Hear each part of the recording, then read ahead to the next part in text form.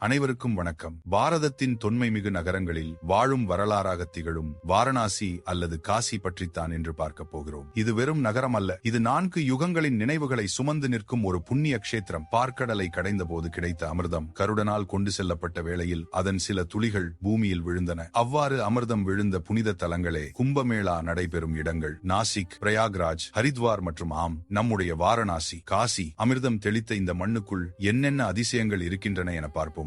வாரணாசியின் பெருமை யுகங்களை கடந்தது. முதல் யுகமான சத்திய யுகத்தில் காசியின் பெயர் ஆனந்தவனம். இந்த உலகம் உருவாக ஆரம்பித்ததில் மகாவிஷ்ணுவின் கட்டளைப்படி பிரம்மாவால் உருவாக்கப்பட்ட முதல் நகரங்களில் காசியும் ஒன்று. இருப்பினும் சிவபெருமான் இங்கு வந்து குடியேறிய பிறகுதான் இந்த பூமிக்கு ஆனந்தவனம் என்ற பெயர் வந்தது. வாரணாசி என்பது சிவபெருமானின் திரிசூலத்தின் நுனியில் இருப்பதாக புராணங்கள் கூறுகின்றன. பிரளயம் வந்தாலும் சிவன் தனது திரிசூலத்தை மேலே தூக்கி இந்த நகரத்தை பாதுகாப்பார் என்பதால் காசி அழியாத நகரமாக மோட்ச பூமியாக விளங்கியது. ஸ்ரீராமாயணம் நடந்த திரேதா யுகத்தில் வாரணாசியில் சிவபெருமானை வழிபாடு செய்வது மிக முக்கியத்துவம் பெற்றது. ஸ்ரீராமபிரான் ராவணனை வென்ற பிறகு தன் பாவங்களை போக்கிக் கொள்ளவும் சிவபெருமானின் ஆசிகளை பெறவும் காசிக்கு வந்து கங்கை நதியில் நீராடி விஸ்வநாதரை வழிபட்டார். துவாபர யுகத்தில் காசி ராஜ்யத்தின் தலைநகரமாக இருந்தது. பீஷ்மர் காயரவர்களுக்காக சுயம்வரம் நடத்தியது இந்த காசி நகரில்தான். கலியுகத்தில் உலகெங்கும் அதர்மம் தலைதூக்கும் போது காசியில் உள்ள விஸ்வநாதர் ஆலயம் பக்தியின் ஒளியை அணையாமல் காத்து வருகிறது. கலியுகத்திலும் காசியில் உயிர் நீப்போருக்கு மோட்சம் கிடைக்கும் என்பது